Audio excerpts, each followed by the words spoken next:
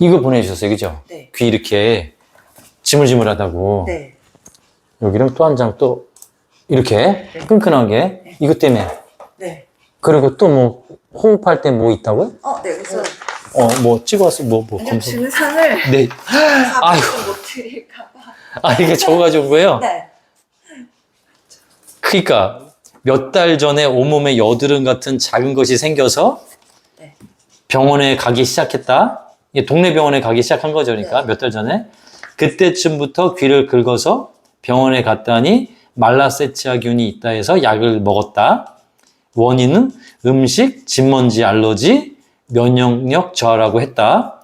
이걸로 몇 개월씩 약을 먹는 강아지들도 많다고 했다. 병원 갈 때마다 의사 선생님이 귀 청소를 해주고 귀 속 털을 뽑아주셨다. 먹을 때만, 그러니까 약 먹을 때만 조금 괜찮아지고 완치의 느낌은 없다. 발사탕도 해서, 그러니까 발사탕, 약을 여러 번 먹고 약을 발에 뿌렸지만 완치 느낌이 전혀 없다. 기존에 비만이어서 겸사겸사 사료량도 확 줄였다. 근데 이상하게 살이 더 찐다. 물론 더워지면서 산책 횟수도 줄고 움직임이 없어진 이유도 있어 보인다. 그러니까 몸무게가 4kg에서 오히려 사료를 줄였는데도 4.5kg로 500g이 늘었다. 네. 지금 제가 볼 때도 통통해 보여요. 네. 사료만 주면서 대변 크기가 엄청 커졌다. 3, 4배. 그러면 제가 하나 여쭤볼게요. 네. 그러니까 대변, 소변 볼 때 그리고 산책하다가 찔끔찔끔 이렇게 나눠서 싸는 경우도 없다. 그 약간 좋아요. 영역 표시 같이 예, 예, 조금씩. 네, 매번 뭐 다른 강아지 소변이 좀 있거나 자기가 맨날 예, 이렇게 표시를 하던 데서는 예. 하죠? 네. 그게 잔요감이에요. 찔끔찔끔 싼다는 건 잔요감이 있다는 거예요. 그러니까 어떤 분은 이렇게 얘기해요, 나한테. 선생님, 내장을 비우듯이, 방광을 비우듯이 아주 그냥 한 방울도 그냥 쥐어 짜듯이 싼다는 느낌이라는 거야. 그럴 수 있어요. 이게 1m 가면서 1m마다 산책하기 창피할 정도로 자꾸 가서 이렇게 주저앉는데 이렇게 그 정도로인 강아지도 있어. 심한 강아지. 심한 강아지들은. 여자 강아지들에서.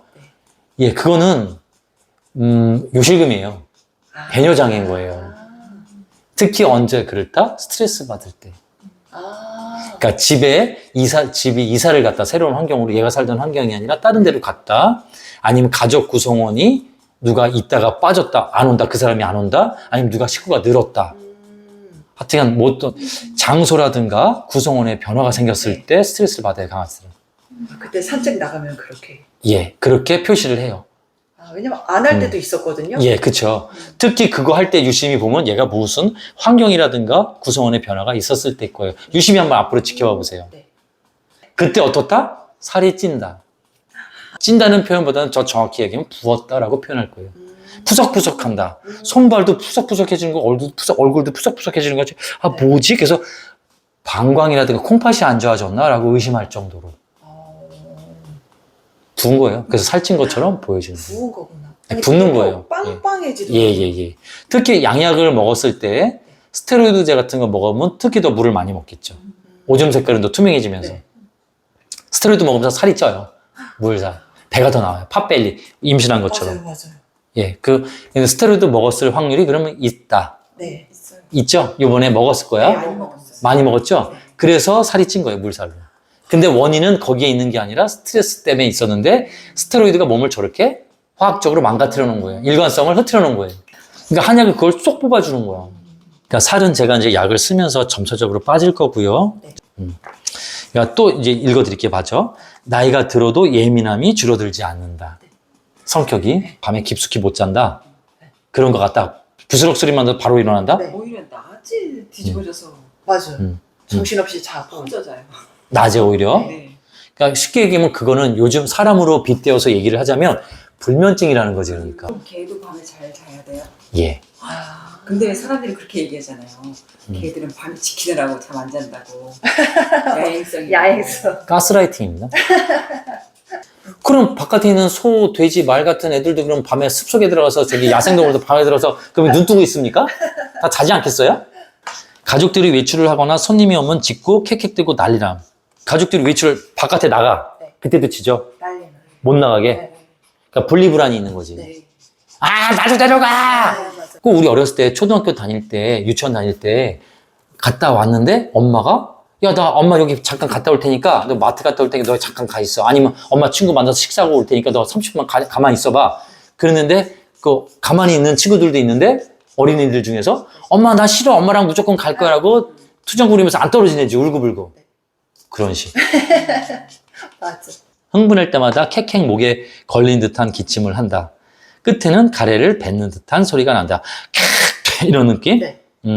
이런 거. 아주 가끔 찐득한 투명 가래를 뱉기도 하지만 거의 다시 먹는 듯한, 이 목구멍에 걸린 걸 다시 꿀꺽 삼키는 듯한 느낌. 네. 그러니까 자두씨가 목구멍에 걸린 것 같은 느낌. 그걸 갖다가 여기서는 기침, 기관 협착 뭐 이렇게 얘기하고 있는 거야. 현대의학, 이 수의사들은 입장에서는. 네. 지금 이 적어온 증상은 다 지금 맞춰봤을 때 제가 봤을 때 실정 스트레스 환자다. 그럼 무슨 스트레스를 얘가 받았을까? 요 근처에 뭐 바뀐 게 있어요? 네. 시집간 언니도 있고. 그러니까 새로운 애기. 늘 왔던 사람이 안 보이고 네. 그 없던 아기가 와서 네. 얘랑 같은 공간에 있고 네, 맞아요. 얘는 그 오면 얘는 그러면 더 이렇게 싫어하나 보나? 싫어하는 거예요? 멀리서 지켜봐요. 얘 그러니까 같이 오지 않고 네, 네. 정말. 질투하고. 네. 예 그러니까 그러고 나서 더 심해졌을 거예요. 맞아. 그런 최근에 것 같아요. 맞아. 최근에 확. 그래서 병원에 가서 이런 음. 막히는 거 이런 거 증상을 말씀드렸더니 이거 네. 기관지 협착이 이제 심해진 것 같다. 멀쩡한데요? 아 그래요? 아니 기관지 협착이 뭐 있어요? 다 일자로 다 뻥 뚫려 있잖아요. 그래서 그땐 사진 안 찍어보고 진찰하시더니 예 여기다 흡기, 호기. 아, 호기는 뱉는 거잖아요. 네. 흡기는 들이마시는 거잖아요. 흡기. 그죠? 네. 흡기나 호기나 똑같지 않습니까? 엄청 위험한 단계 같다고 막 그러셨거든요. 겁을 주시던데. 그래서 겁을 주시더라고요. 저는 겁을 전혀 안 주고. 근데 지금 2주 먹고 네. 지금 많이 났다면서요. 그러니까 주로 많이 난 건 얻는 거가 많이 났다는 거예요. 그러니까. 화났어요. 어? 다? 그 구체적으로 좀 얘기 좀 해주세요. 그러니까 발도 안 긁고. 발도 안 긁고. 굵고. 네. 우리 좋아도 모르고 자고 있고. 들어도 모르고 자고 네. 있고 되게 느긋해졌다는 거죠. 캑캑대는 것도 진짜 많이 없어졌어요. 아, 그리고 살이 조금 빠졌더라고요. 그때 살이 이상하게 빠졌어요. 찐다고 막 저희가 그랬었는데 살이 예리하다. 그러니까 여기 약에는 마왕이라든가 그리고 심장을 벌렁벌렁 거리는 약재도 전혀 안 들어갔습니다. 근데 살이 빠졌다 그래요. 그렇죠? 요요도 잘 없을 거예요.